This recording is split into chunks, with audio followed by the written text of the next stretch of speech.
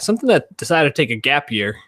Game of Thrones, doing a little traveling around the world, breathing a little bit, just finding itself really, and figuring out what's the next step.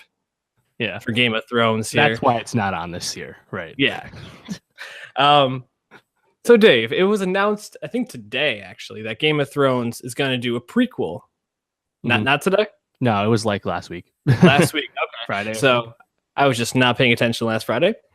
That Game of Thrones is doing a prequel pilot called Age of Heroes, where it's going to be looking at some of the folklore of the Game of Thrones universe, the stories about kings that reigned for 100 years and knights from 1,000 years ago, things like that. It's interesting.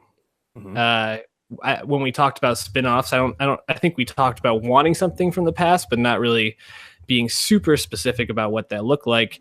What would you want to see from this? Yeah, I mean, when we talked about the spin-offs, there was a lot of options and thoughts around that. Everyone had one. I mean, some people thought Robert's Rebellion was like a safe pick because it's kind of close to when the show starts and there's some familiar characters that you'd recognize. You could maybe keep the young Ned Stark actor from the Game of Thrones flashbacks and just have him be in it. But that would probably play more of like a limited series, right? Because you kind of know how it ends. But, there was a lot of, there's so many potential. It's such a rich, vast world, so much lore from George R. R. Martin that you really could have done anything. The Dance with Dragons, probably too expensive for TV, would be awesome. The Doom of Valyria, how Valyria fell. Like, there's so many cool ideas for Thrones, but Age of Heroes actually makes a ton of sense now that we hear about it, because this is like 10,000 years. This is like basically the prehistoric times for Game of Thrones when the history starts.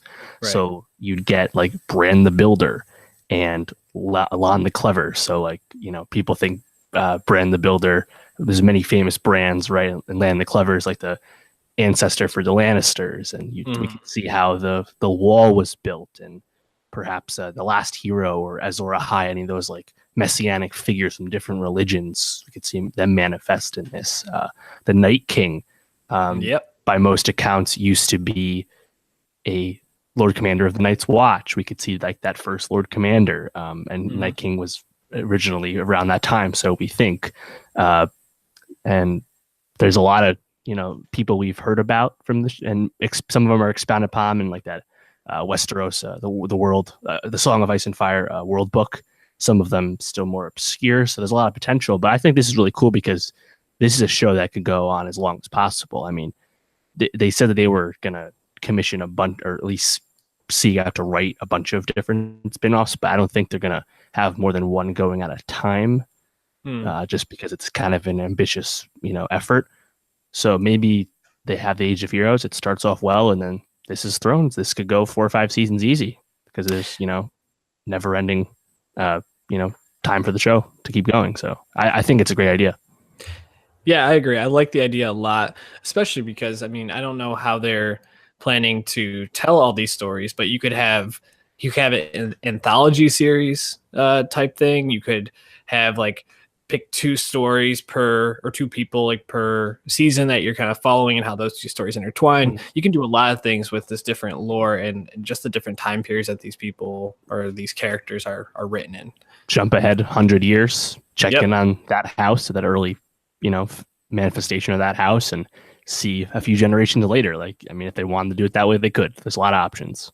Exactly. You could even do like a bottle episode, like where you just you hear one little story, you check in, show what that was like for that one episode, and zoom back out. It gives them a lot of flexibility. In terms of the ones that you laid out there, Bran the Builder, I think, is an obvious one that people really want to see.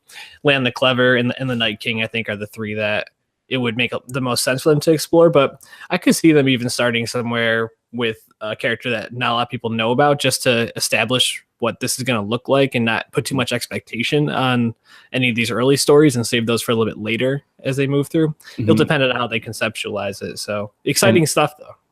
There's like notable characters, people from that time, from houses that like died out. So they'd effectively be a new character, a new type of people, new families, quote unquote, for most of the audience, So again, a lot of potential for this. I'm really excited for it. Absolutely. I also want to say to your point about not having other spin-off shows concurrent, I think that makes total sense because in a way, like Game of Thrones is always going to steal the attention until it like Westworlds itself to the point where either it becomes too confusing or people are just tired of it. Oversaturation is not something that they need to do. Like they don't need to throw a lot of stuff out there because people are always going to want more, and that's a good place to be. Ask Lucasfilm what happens Yeah. when you saturate a little bit.